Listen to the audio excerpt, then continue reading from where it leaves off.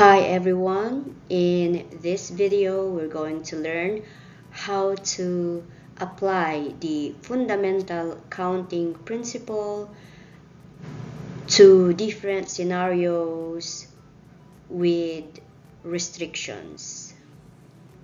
Example 1, Claricel needs a 6-character code for her cell phone made up of 4 digits followed by 2 English alphabet letters. How many different codes can she create if no digit is repeated? The code has 6 characters. So there are 6 positions. 1, 2, 3, 4, 5, 6. For the 4 digits, there are 10 choices for the first digit and the remaining 9 choices for the second digit. After selecting the second digit, there are 8 remaining choices for the third digit, and after selecting the third digit, there are 7 remaining digit choices for the last digit. And for the 2 letters, there is no restriction.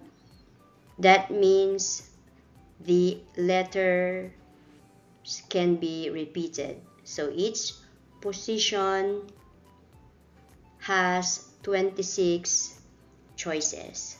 Multiply them. So there are 3,407,040 possible codes Claricel can create to secure her cell phone. The same scenario, but this time the first letter is a vowel and repetition is not allowed. There are 6 positions for the 6-character code. The first letter is a vowel. There are 5 choices: A, E, I, O, U. However, repetition is not allowed. After selecting the first letter, which is a vowel, there are 25 remaining English alphabet letters for the second letter. And for the 4 digits, since repetition is not allowed, there are 10 choices for the first digit, 9 for the second, 8 for the third, and 7 choices for the fourth digit. Multiply them. So there are 630,000 possible codes Claricel can create. In the same example, the restriction is the first letter is a consonant and the second letter is A. The code is made up of 4 digits and followed by 2 English alphabet letters. The first letter is a consonant. From the English alphabet letters, there are 21 consonants. And the second letter is A. So A is fixed as the second letter. So there's only one choice, and that is A. And going back to the 4 digits, the first digit has 10 choices.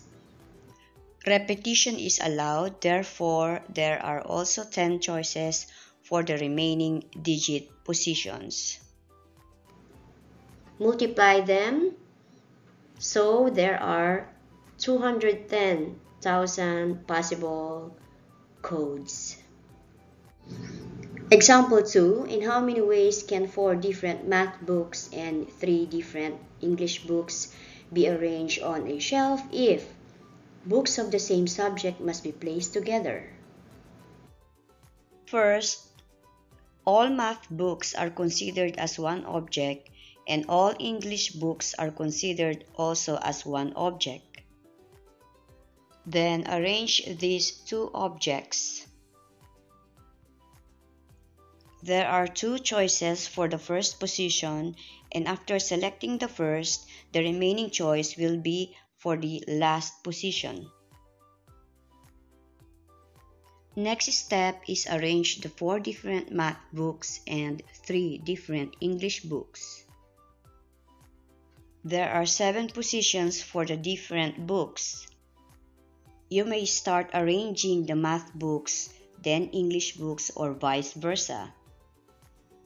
I will start with the math books. On the first, there are 4 choices.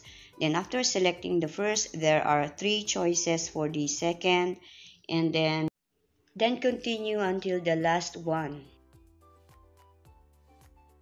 Next is arranging the 3 different English books. For the first position, there are 3 choices. Then after selecting the first, there are 2 remaining choices for the second place. And after selecting the second, the remaining choice will be for the last position. Multiplying them, there are 288 possible arrangements for the 4 different math books and 3 different English books, such that books of the same subject must be placed together. Still in number 2, but this time with different restriction. In how many ways can 4 different math books and 3 English books be arranged on a shelf if they must be placed alternately? The arrangement must begin with a math book and end also with a math book to maintain the alternating pattern. There are 7 positions, 1, 2, 3, 4, 5, 6, 7, placing first all of the math books. On the first position, there are 4 choices. Then continue the process of arranging the remaining math books, leaving a space in between. Then arrange the 3 English books. There are 3 English books choices on the second position, 2 remaining choices for the fourth, and 1 remaining choice for the 6th position. Multiply them. There are 144 possible arrangements if the math and English books be placed alternately. Example 3. There are 3 sets of twins who want to have their pictures taken. How many ways can they arrange themselves in a row? Since no restrictions are placed, the problem is simply to calculate how many ways the 6 individuals can be arranged. 6 individuals, 6 places, 1, 2, 3, 4, 5, 6. For the first place, there are 6 individuals to choose from. Then after that, the remaining 5 for the next, and so on, and then multiplying them. Therefore, there are 720 possible arrangements with no restrictions.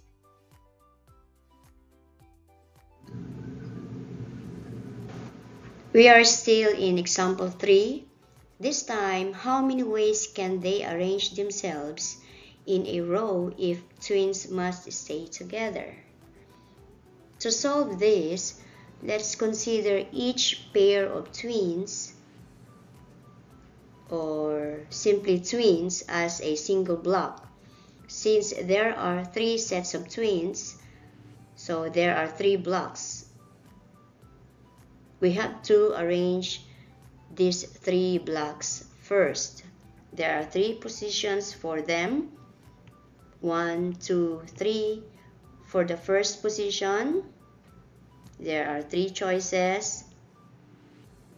After selecting the first, the remaining 2 for the second position. And then after selecting the second, the remaining choice will be on the third position. After that, we can now arrange the twins individually. The 2 individuals can switch places. So for the first position, there are 2 choices and the remaining twin will be on the second position. Do the same process with the other set of twins by the fundamental counting principle. Then the 3 sets of twins can arrange themselves in 48 different ways if each twins must stay together. That's it. I hope you've learned something from this. Part 2 of this video is also available in this channel. Don't forget to subscribe to learn more. Bye!